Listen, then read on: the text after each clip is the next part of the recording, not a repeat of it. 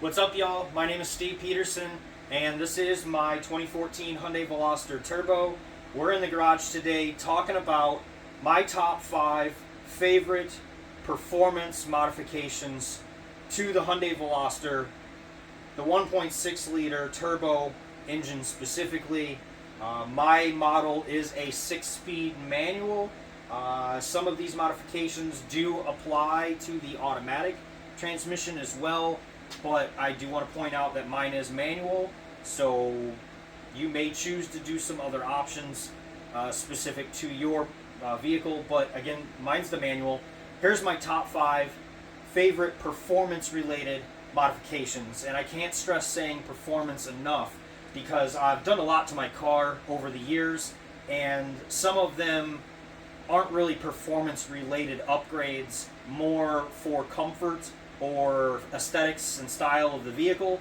I will probably make a separate video maybe covering my top 5 overall favorite additions or modifications to my car, but in this video again we're talking about just performance related stuff. So anything that's going to make the car handle better or increase horsepower or be more efficient in making power at the end of the day.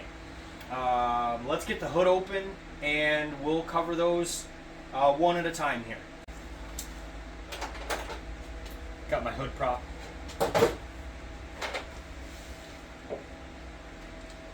Okay, now that we're under the hood, I have changed and modified and upgraded just about everything on my car, aside from rebuilding the bottom end of my engine.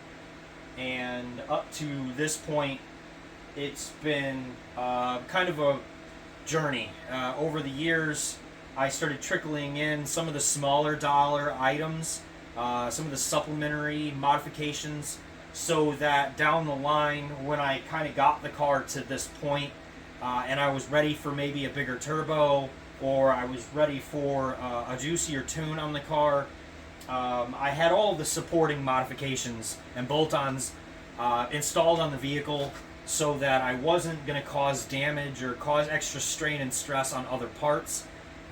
Some people go right in and say, oh, I want to go to a bigger turbo and get a juicier tune on the car and turn up boost.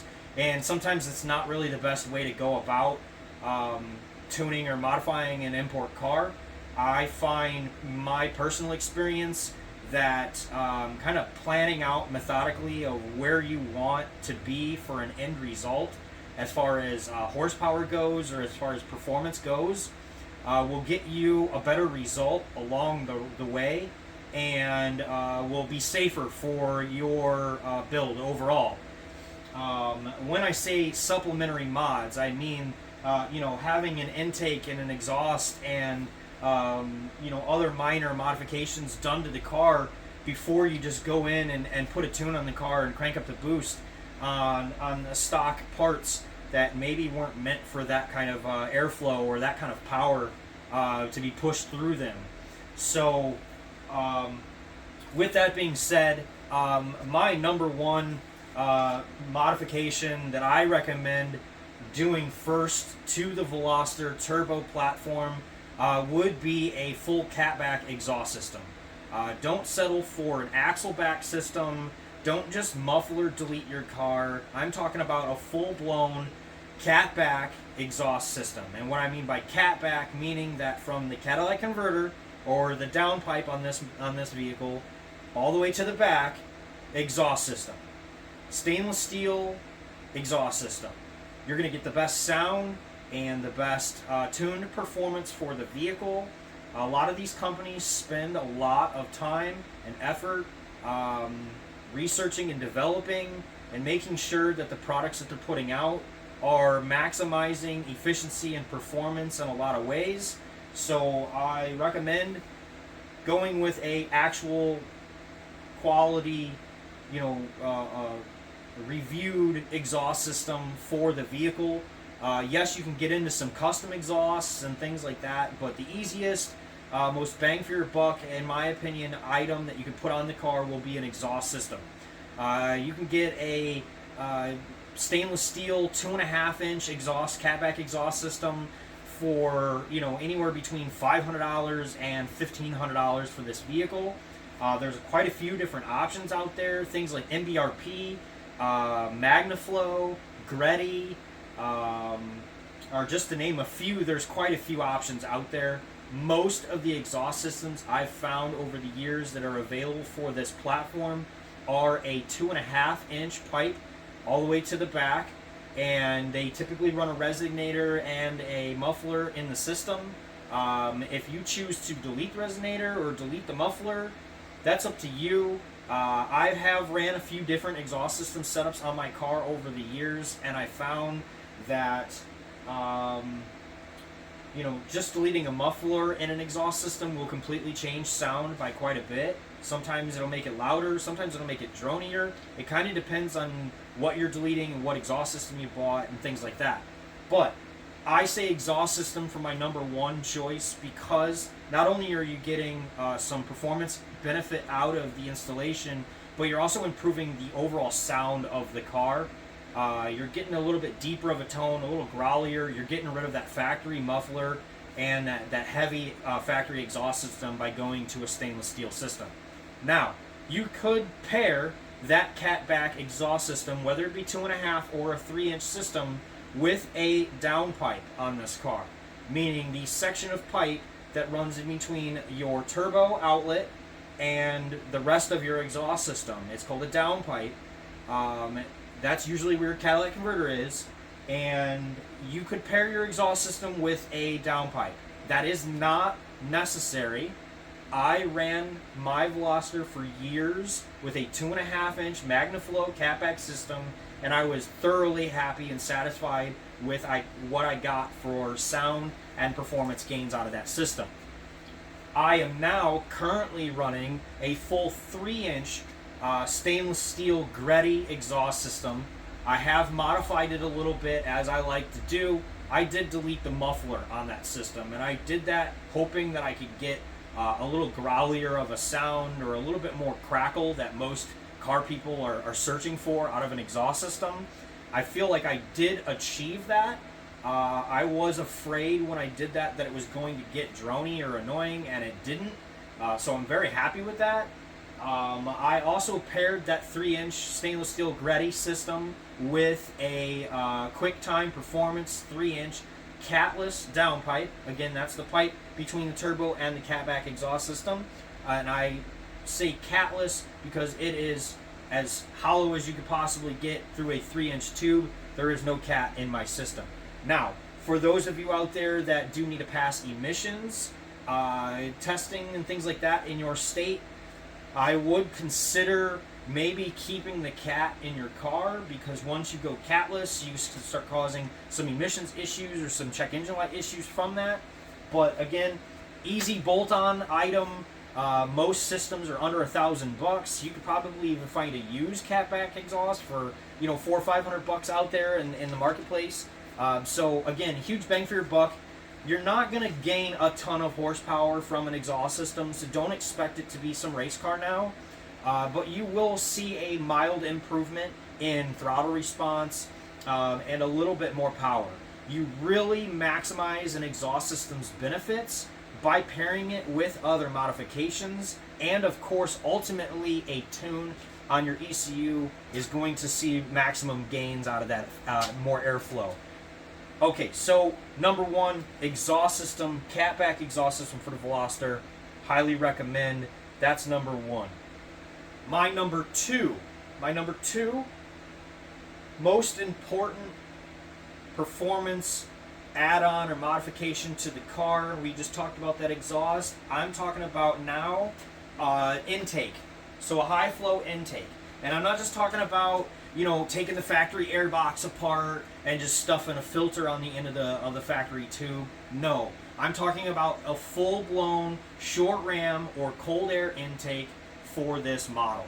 Specifically, there's some options out there that change diameter of piping. There's some stuff that stuff the air filter over down back behind your fog light housing, back behind your bumper. Those are what you would normally refer to as a full cold air intake. Personally, again, from experience with this model, I don't think a full-blown cold air intake is really a major benefit on this car. Maybe there's some temperature differences if you're really getting down to the nitty-gritty on a dyno and you're measuring air temperatures at that level. Sure, a cold air intake is going to perform better than a short ram intake, but I don't think it's necessary, especially if you're in a daily driven vehicle. I would not do a full cold air intake.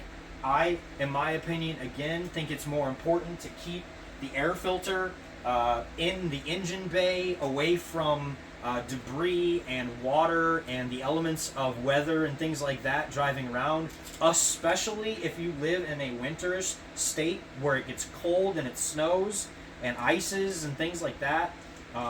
Putting your air filter in your wheel well, behind your bumper, down by the ground where it's really susceptible to getting wet and things like that, I don't recommend. But again, we're talking about short ram intake being my number 2 choice for a performance install out of my top 5. You're not going to see a huge performance gain, but you pair that short ram intake with a catback exhaust system and mix in a tune, and you're going to see some major benefits from increasing airflow to the engine. You do have some choices there. There's different companies like Sixth Element, K&N. There's quite a few options out there when it comes to intakes for this platform. Most of them are set up all in the same way, where they attach on the back side of the engine to the turbo inlet, and you can see here's mine, that it usually kind of S-curves around on this side or this top of this engine. Currently I'm running a 3-inch short ram intake. Mine again is modified to fit my specific purpose and needs in my engine bay. I'm running a 3-inch, just a basic high flow air filter on here. I believe it's a K&N right now. But again, definitely recommend short ram intake. You could run up to a 3.5-inch. They call it a big gulp or a bigger tube air intake there. You're going to get some more airflow with the 3.5-inch tubing. However, keep in mind that the inlet, the aluminum inlet that goes into the turbo that brings the air from the air filter into the turbo, still reduces down. I believe it's 2 3/4 inches if I remember correctly, and where that reduces down, you're still going to have a kind of a bottleneck effect of air. So going to a big, huge, 3.5-inch intake tube, I don't know how necessary that is. I think a 3-inch intake is fine. I believe the K&N system is a 3-inch system, whereas like the Sixth Element intake and some other options out there go up to a 3.5-inch tubing. Okay, so we've covered number 1 and number 2 top 5 favorite performance modifications for the Veloster. I'm going to say my number 3 favorite performance add-on for the Veloster was my tune. And I'm saying that because I saw a drastic improvement with how the car performed, how efficient it was making power, just overall drivability and enjoyment out of the car. I found that when I did the intake and the exhaust system initially years ago, that it caused the system to run rich, and it would dump, like black soot out the back and things like that at certain points while I was driving it, because the ECU or the computer system in the car was not tuned for the extra airflow from the intake and the exhaust. Basically, the computer system in the car didn't know what to do with the extra airflow, and it was trying to adjust fuel trim and things like that based off of the air readings, and it was causing it to run rich. Once I got my tune on my car, the huge improvement. Now, again, this is one of those things where you need to do some research, and you need to choose a tuner that best suits your needs or will best suit your future plans for your car, because tunes aren't cheap, and the last thing you want to do is invest money in maybe a tuner, or spend money with a actual tuning company and find out that what they've sold you or what they've put on your car can't adapt or won't further move with you as you add more performance things to the car. So keep those things in mind. My tune is from BTR, or Blood Type Racing. I have kind of an older tune from them from, probably 7 years ago, almost 8 years ago. I got my tune from Sam Lee at BTR, and I've never had any issues with my tune. I do believe that a new tune at this point will get me a little bit further. It will make more efficient use out of all the other performance add-ons that I have to the car. However, I'm satisfied with what I have for now. Once I add a few more items like a stuffed turbo or water meth injection, I will be looking into tuning further. Maybe with Sam Lee again. I know Blood Type Racing isn't around anymore. He's now tuning with Alpha Speed here out of Chicago.